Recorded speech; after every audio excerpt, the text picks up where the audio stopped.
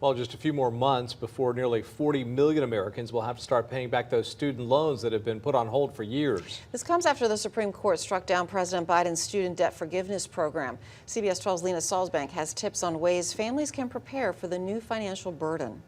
When Ryan Gregg was 18 years old, he made the conscious decision to go to a state college in Pennsylvania with the hopes of keeping costs low, making education more affordable. I mean, defined affordable, it wasn't as affordable as what I would have anticipated going into it.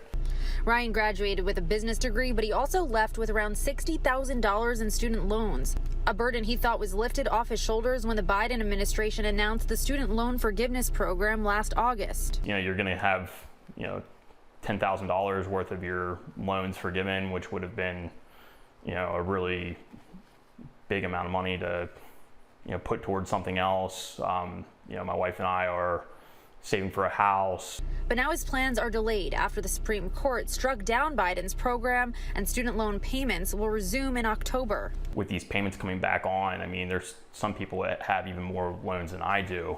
And it's almost like having, another mortgage payment or like half of a mortgage payment. Experts say these payments couldn't come at a worse time as millions of Americans are already feeling the squeeze with inflation, the rise in rent, and the cost of living. But there still are steps you can take before the payments start up again. Start by resetting your monthly budget. Are there little used subscriptions that you could drop?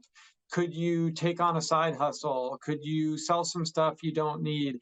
Ted Rossman with Bankrate says if you can't cut back on expenses, try reaching out to a loan servicer for an income-driven repayment plan. There are also public service loan forgiveness programs if you work in certain fields like education.